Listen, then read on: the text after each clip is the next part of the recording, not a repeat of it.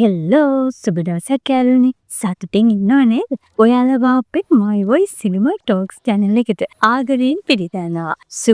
සුපිරි අලුත් පරිද movies බලන්න එකතු වෙන්න මාත් එක්ක. ඔන්න මං අද අරගෙන ආවේ ඔයාලගේ මනසට වගේම හදවතට කතා කරන movie එකක්.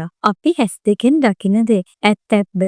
එහෙම නැත්නම් ඒ හැම එකක්ම බොරුවක්ද කියලාවත් හිතා ගන්න බැරි ලෝකෙක අපි ජීවත් වෙන්නේ කිව්වොත් ඔයාලා විශ්වාස කරනවද? මම මෙහෙම කිව්වොත් අපි අපේ දවසින් වැඩි හරියක්ම ගෙවන්නේ අන්තර්ජාලයත් එක්ක. ඒ වගේම මේ සයිබර් අවකාශය ඇතුලේ අඳුරු පැත්තක් තියෙනවා කියලා ඔයාලා දන්නවද? ඔයා සතුටින් ඉන්න වෙලාවක ඔයාවත් දන්නේ නැතුව ඔයාව ඔයාගෙන්ම හොලකම් කරන අදර්ශමාන සෙවණැල්ලක් තියෙනවා කියලා නිකමටවත් හිතුවේ නෑ නේද? ඉතින් අද අපි කතා කරන්නේ ඒ වගේ සත්‍ය සිදුවීමක් මොල් කරගෙන නිර්මාණය වෙච්ච මූවි එකක්. මූවි එකේ නම තමයි ID The Faith. ඉතින් මේ මූවි එක බලලා හොඳයි කියලා හිතනවනම් ලයික් කරන්න, ෂෙයා කරන්න, ඒ වගේම කමෙන්ට් එකකුත් දෙන්න අමතක කරන්න එපා. මොකද ඒක ලොකු ශක්තියක් වෙනවා අපිට. තවමත් අපිව සබ්ස්ක්‍රයිබ් කරේ නෑ නේද? එහෙනම් ඉක්මනට සබ්ස්ක්‍රයිබ් කරන්න කියලා මං ආදරෙන් ඉල්ලනවා. එහෙනම් අපි යමු මූවි එක පැත්තට.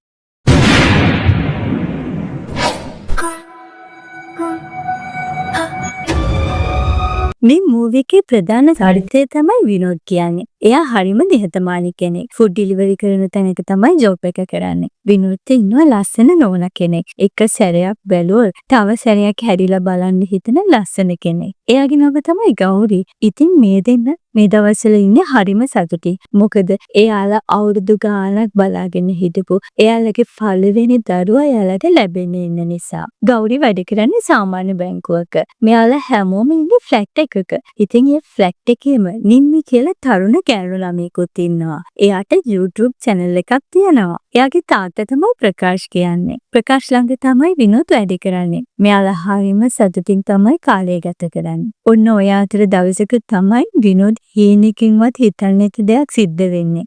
විනෝද්ගේ ඔෆිස් එකේ වැඩ කරන විරුද් කියන ඩිලිවරි බෝයි ඇවිල්ලා විනෝද්ට කියන දෙයක් නිසා. ඒ මොකද්ද දන්නවද? මේ වෙනකොට ගෞරිගේ ෆොටෝස් වගේක් අන්තර්ජාලය පුරාම වේගෙන් සංසරණය වෙන්න ආගෙන. ඉතින් විරුත් ඒ ෆොටෝස් ටික විනෝද්ට ගෙනල්ලා පෙන්නනවා.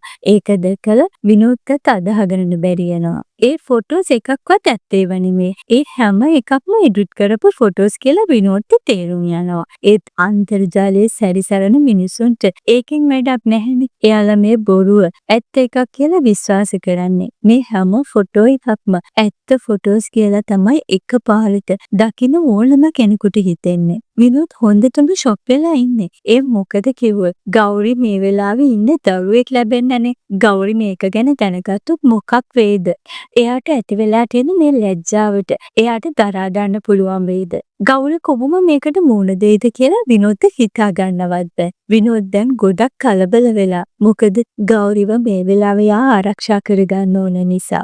ඇත්තම කිව්වොත් විනෝද්ට තේරෙන්නේ නැහැ. එයා මොකද කරන්න ඕනේ කියලා. මේ ප්‍රශ්නේ නිසා එයාලගේ සතුට ටිකෙන් ටික නැති වෙලා යනවා. ඒ විතරක් නෙවෙයි විනෝද්ට ගෞරිගෙන් ඈත් වෙලා ඉන්න සිද්ධ වෙනවා. මොකද දැන් විනෝද්ට මේ ෆොටෝස් ටික අන්තර්ජාලයට මුදා හැරිය කවුද කියලා හොයාගන්න ඕනේ. ඒක කලේ කවුද? මේක පිටිපස්සේ ඉන්නේ කවුද කියලා විනෝද්ට තනියම හොයාගන්න සිද්ධ වෙනවා. මේ මිෂන් එකේ පළවෙනි පියවර විදියට විනෝද් විරුද්ද කතා කරලා කියනවා ඒ ගෲප් එකෙන් ෆොටෝස් ටික ඩිලීට් කරන්න කියලා. ඒත් විරුද් කියන්නේ ඒක ඇඩ්මින් තමයි අප්ලෝඩ් කරලා තියෙන්නේ. ඒක නිසා එයාට ඒව ඩිලීට් කරන්න බැහැයි කියලා. ටෙලිග්‍රෑම් එකේ තියෙන ගෲප් එකකින් තමයි මේ ෆොටෝස් ටික අප්ලෝඩ් කරලා තියෙන්නේ.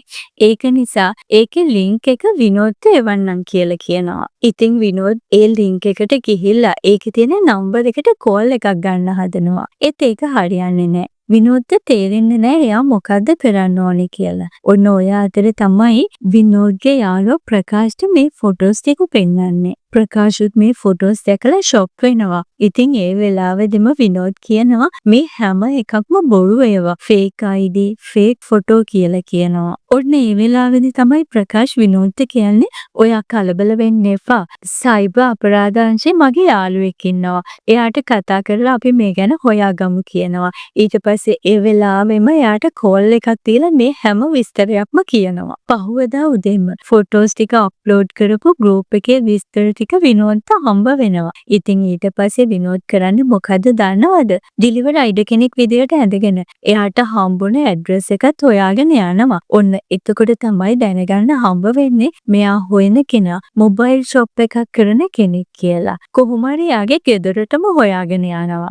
ඉතින් දැන් ඒ ගෙදරට යනකොට මිදුලේ කෙනෙක් ඉන්නවා දැකලා විනෝද් හිතනවා යා හොයන කෙනා වෙන්න පුළුවන් මේ ඉන්නේ කියලා. එහෙම හිතලා එයාගෙන් අහනවා අනිෂ් ඉන්නවද කියලා. ඒ මම තමයි කියලා කියනවා.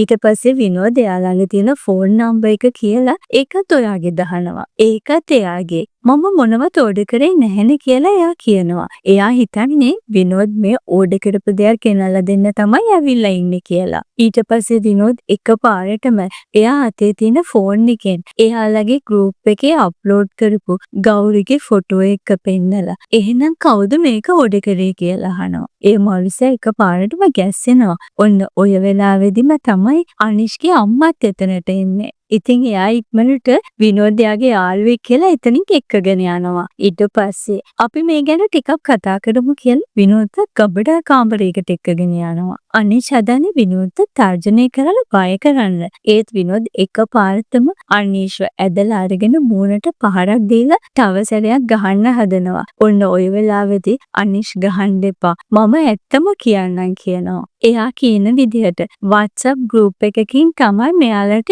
ඒ ෆොටෝස් එක හම්බ වෙලා තියෙන්නේ. ඒක බිස්නස් group එකක්ලු. කොහොම හරි ඒ හැම විස්තරයක්ම විනෝද් එයාගෙන් අහගන්නවා. විනෝද් එතනින් පස්සේ තේලෙනවා මේක එක්කෙනෙක් කරන දෙයක් නෙමෙයි. කට්ටියක් එකතු වෙලා group එකක් විදිහට සංවිධානය වෙලා කරන ජාවාරමක් කියලා. මේ ජාවාරමේ ඉලක්කය වෙලා තියෙන්නේ අහිංසකයින්ගේ අනන්‍යතාවය හොරකම් කරලා එයාගේ ජීවිත විනාශ කරන එක. ඊට පස්සේ විනෝද් මේ හැම දෙයක්ම එයාගේ යාළුවා ප්‍රකාශයට කියනවා. එයා විනෝද්ට බනිනවා. පොලිසිය කියන ඔය වගේ දේවල් වලට තමයි අපි පොලිසියට කම්ප්ලේන් කරමු මේ ගැන කියලා. විනෝද් ඒකට කැමති වෙන්නේ නැහැ. විනෝද් පොලිසිය නීතිය කිසිම දෙයක් විශ්වාස කරන්නේ නැහැ. මොකද ගෞරි මේ ගැන දැනගත්තොත් එයාට ඒකට මූණ දෙන්න බැරි වෙයි කියලා එයා හිතන්නේ. විනෝද් ගොඩක් අසරණ වෙලා ඉන්නේ. ගෞරිට විනෝද්ව මේ වෙලාවේ ඕනම කරන වෙලාවක්. ඒත් විනෝද් එයාගෙන් ටිකක් ඈත් වෙන්න සිද්ධ වෙලා. මොකද ගෞරිට දුකක් දෙන්න නැතුව එයාව ආරක්ෂා කරගන්න ඕනේ. ඒ වගේම මේ හැම ප්‍රශ්නයකින්ම ගෞරිව නිදහස් කරගන්න ඕනේනේ. මේ වෙලාවේදී නීරියකේ අපිට ප්‍රශ්නයක් ඉදිරි කරලා තියෙනවා. ඒ මොකද්ද දන්නවද? අපේ ආදරණීය අය වෙනුවෙන් අපි නොහිතපු වෙලාවක නීතින් පිට වැඩ කරන්න සිද්ධ වුණා. ඇත්තටම අපි මොකක් කරයිද කියලා හිතා ගන්නවත් බෑ නේද? අපි මොන විදිහටද මේ ප්‍රශ්න වලට මුහුණ දෙන්න කියලා. දැන් මේ ප්‍රශ්නේ ඉන්නම වැඩි වෙනවා. විනෝද්ට කරගන්න දෙයක් නෑ. එයා තීරණය කරනවා මේ ජාවාරම කරන අයගේ Facebook account එකට log වෙලා එයාලත් එක්ක chat කරන්න. ඉතින් පස්සේ විනෝද්ට පුළුවන් වෙනවා ෆෝන් නම්බර් එකකුත් හොයාගන්න. ඊට පස්සේ එයා යාළුවත් එක්ක chat කරනවා. ඔන්න දැන් විනෝද්ට ගවසකුයි එන්න ඕන තැනකුයි එයාලා කියනවා. ඉතින් විනෝද් එයා ඉල්ලන ගෑනු ළමයාම ඕනි කියලා තමයි ඒ වෙලාවේදී කියන්නේ. එයාවම ඔයාට ලැබෙයි. ඉස්සෙල්ලා සල්ලි ලෑස්ති කරගන්න කියලා තමයි එයාලා කියන්නේ. ඉතින් විනෝද් මේ වෙලාවේදී තෝරගෙන තියෙන්නේ කවුද දන්නවද? ගෞරිගේ ෆොටෝ එක. ඉතින් විනෝද්ට බලන්න ඕනේ. මෙයාලා කොහොමද ගෞරිව එයාට ගෙනල්ලා දෙන්නේ කියලා. ඔන්න දැන් විනෝද් අර ජාවාරම්කාරයෝ එන්න කියපු තැනට ගිහිල්ලා ඉන්නේ. එයාලා කියපු නම්බර් එක තියෙන රූම් එකත් හොයාගෙන යනවා. ඒත් එතන ඉන්න වයසක කපල් එකක්. ඊට පස්සේ විනෝද් එතනින් හැරිලා එනකොට පිරිමි කෙනෙක් විනෝද්ගේ නම කියලා කතා කරනවා. ඊළඟට ඒ කෙනා විනෝද්ව වෙනම කාමරයකට එක්කගෙන යනවා.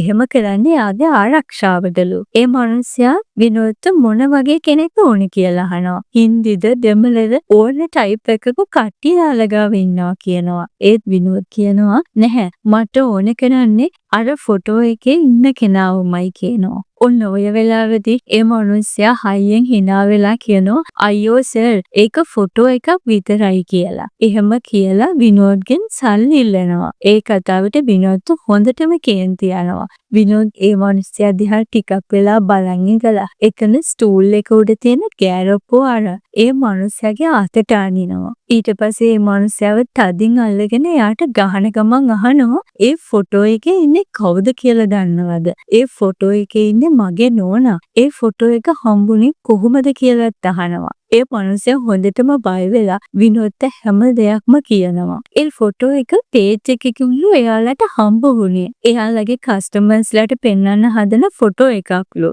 එයාලා එතන ඩීලර්ස්ලා විතරයි කියනවා. ඒ පේජ් එක කරන කෙනාගේ නම අරිෂාන් කියලා කියනවා. ඊට පස්සේ අපිට පෙන්වන්නේ විනෝද් ගෙදර එන වෙලාවේ ගෞරි විනෝද් එනකම්ම ඉන්නවා. මොකද විනෝද් මේ දවස්වල ගෞරිත් එක්ක කතා කරන්නේ නැහෙනි. ඉතින් ගෞරි ඒකට හේතුව අහනවා. ඊට පස්සේ එක පාරටම ගෞරි එයාගේ ෆෝන් එකේ තියෙන ෆොටෝ ටික පෙන්නලා අහනවා මේක දෙයකට හේතුව කියලා. විනෝද්ට හිතා ගන්න බැරි වෙනවා. ගෞරි මේක ගැන දැනගත්තේ කොහොමද කියලා. ඊට පස්සේ ගෞරි හැම විස්තරයක්ම කියනවා. ගෞරිගේ වැඩපලේ අය තමයි ගෞරිට මේ ෆොටෝ එක ගැන විස්තර කියලා තියෙන්නේ. ඔය අතරම දවසක තමයි ගෞරිගේ වැඩපල ළඟ කඩේක ඉන්න පිරිමි ළමයෙක්ගේ ගෞරිට ප්‍රශ්නයක් ඇති වෙනවා විනෝද් දකින්නේ. ඒකට යාට හොඳටම තරහා ගිහින් ඒ පිරිමි ළමයාට ගහනවා. ඊට පස්සේ ඒ ගුටි කවපු පිරිමි ළමයා කරන්නේ Facebook account එකේ වීඩියෝ එකක් දානවා ගෞරි ගැන කියලා. ඒක ගැන විනෝද් ආරංචි වෙලා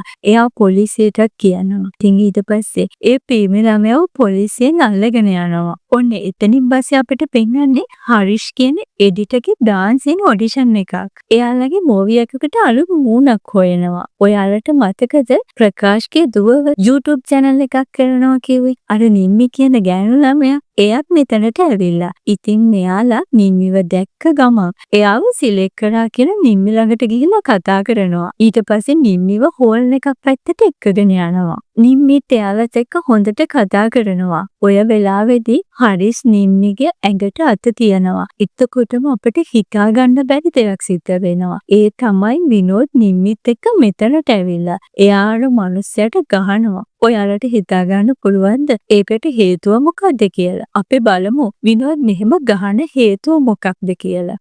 ඔන්න ඊට පස්සේ තමයි අපිට පෙන්වන්නේ විනෝද් ගොඩක් දවස් ඉඳලා ඒ මනුස්සයව ෆලෝ කරලා. ඉතින් ඒ මනුස්සයා ගැහණු අය වැඩියෙන් ගැවසෙන ප්‍රසිද්ධ තැන්වල ඉඳලා තියෙනවා. විනෝද් මේ වෙලාවේ හරිෂ්ට හොඳටම ගහනවා. ඒ වුණාට ඒ මනුස්සයා මේ වෙනකම්ම දන්නේ නැහැ එයාට ගහන හේතුවවත්. ඔන්න ඒ එකම පෙන්නනවා මෙයාලා ඉන්න තැනට පොලිසියනුත් එනවා. ඉතින් ඒක දැකලා හරිෂ් ඉක්මනට ඉන්ස්පෙක්ටර්ට කියනවා අපේ ස්ටුඩියෝ එකට මෙයා ඇවිල්ලා මට ගහන්න පටන් ගත්තා කියලා. ඒ වෙලාවේදී ඉන්ස්පෙක්ටර් කරන්නේත් හරිෂ්ව ඇදලා අරන් පුටුවක වාඩි කරන එක. ඔන්න ඔය වෙලාවේදී එයා ඉන්ස්පෙක්ටර්ගෙන් අහනවා මම මොකද්ද කරලා තියෙන වරද?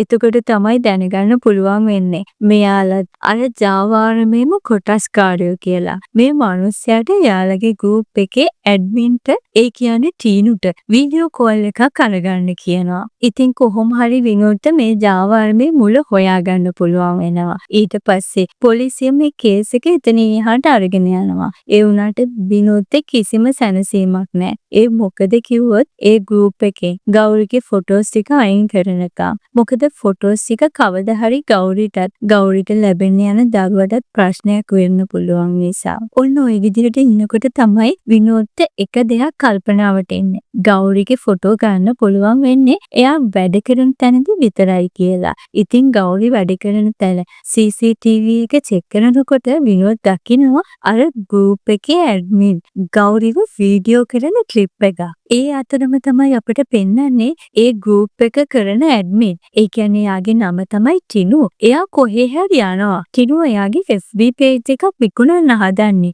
ඒ එක්කම අපිට පෙන්වනවා ටිනු මීට ඉස්සෙල්ලා කරපු වැරැද්දක් නිසා ටිනුගේ තාත්තට පොලිසියට යන්න සිද්ධ වෙලා. ඉතින් ටිනුගේ තාත්තා ඒ වෙලාවේදී බොරුවක් කියලා ටිනුව ගමට ගෙන්න ගන්න හදන්නේ. ඔන්න ඊට පස්සේ අපිට පෙන්නන්නේ ටිනු ගෙදර ඇවිල්ලා. එයා කෑම කන්න හදන වෙලාවේ විනෝද් එයාව හොයාගෙන එයාලගේ ගෙදර ඇවිල්ලා. විනෝද් ටිනු ළඟට ඇවිල්ලා කියනවා හොඳට කන්න අපිට වැඩ ගොඩක් තියෙනවා කියලා. ඒ ටිනුට හිතා ගන්න බෑ විනෝද් ඇවිල්ලා ඉන්න මොකටද කියලා. ඉතින් ටිනු විනෝද් දිහා සැකෙන් බලාගෙන ඉන්නවා. ඔය අතර තමයි අපිට මුලින් වෙච්ච සිද්ධියක් පෙන්වන්නේ. ඒ මොකද්ද දන්නවද? විනෝද් මීට කලින් ටිනුගේ තාත්තව හම්බ වෙලා කතා කරලා ගිහිල්ලා තියෙනවා. ඔන්න ආයෙත් අපිව වර්තමානයට එක්කගෙන එනවා. ටිනු විනෝද මගහැරලා යන්න හදන්නේ. ඊට පස්සේ විනෝද් ෆෝන් එකේ තියෙන ගෑනු ළමයිගේ ෆොටෝ එකක් පෙන්නලා ඔයා අපි එක්ක එනවද නැද්ද කියලා තීරණය කරන්න කියලා විනෝද් එතනින් යනවා. ඒ ගෑනු ළමයා කවුරු කියලාද ඔයාලා හිතන්නේ? ඒ තමයි ටිනු ආදරය කරන එයාගේ ගර්ල්ෆ්‍රෙන්ඩ්. ටිනු මුකුත්ම කතා නොකර විනෝද් එක්ක යන්න බයිසිකලයට නගිනවා. ඉතින් ටිනු විනෝද් එක්ක යන ගමන් එයාගේ ගෑනු ළමයාට කෝල් එකක් ගන්න try කරනවා. ඒත් වැඩක් නෑ ෆෝන් එක වැඩ කරන්නේ නැහැ. ඒ එක්කම අපිව ආයෙමත් අතීතයට එක්කගෙන යනවා. විනෝද් ටිනුගේ ගෙදර කීප සැරයක්ම ඇවිල්ලා. ඉතින් ටිනුගේ තාත්තට තේරිලා විනෝද් මේ ටිනුව හොයන්නේ මොකක් හරි වැරද්දක් සිද්ධ වෙලා වෙන්න ඇති කියලා. එයා විනෝද්ගෙන් අහලා දැනගන්නවා සිද්ධ වෙලා තියෙන ඇත්ත. ඊට පස්සේ ටිනුට දඬුවමක් ලැබෙන්න ඕන නිසාම එයාගේ පුතාව විනෝද්ට ගෙන්නලා දෙනවා. එයාගේ පුතා වුණත් වැරද්දක් කරපු නිසා